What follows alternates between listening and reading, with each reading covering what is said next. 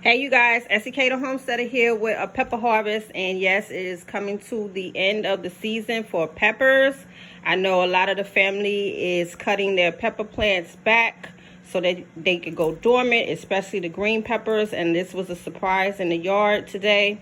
I actually had two nice sized green peppers that I didn't even know about, but one had fell off due to probably the cold coming in at night.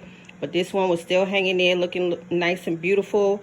And I had lots of Tabasco peppers that I had to get to on one side of the grow area with the watermelon patches usually at the wagon planter.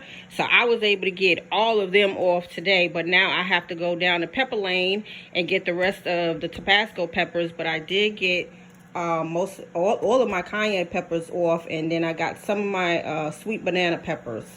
And we are definitely coming to the end of the season with peppers, so I was very happy to get this. And I will make some hot sauce with the cayenne pepper, and I will pickle these in a jar, cut these little stems off, and just throw these on in a jar with some vinegar and canning salts. And I may attempt to dehydrate some of these peppers, the banana peppers, we'll see. But I use a lot of green peppers, so I'll probably be using this within a day or so. So that'll be good in the freezer or even just in the refrigerator. So I hope everyone is doing well. Temperatures are dropping. Today is a cool day. Yesterday was 75, which was crazy. It was crazy warm out there yesterday.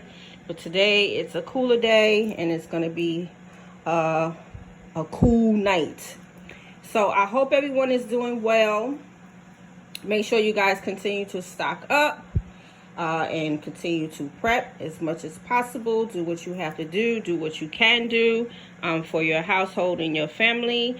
And this is SK, the Homesteader, and I will see you guys on the next video.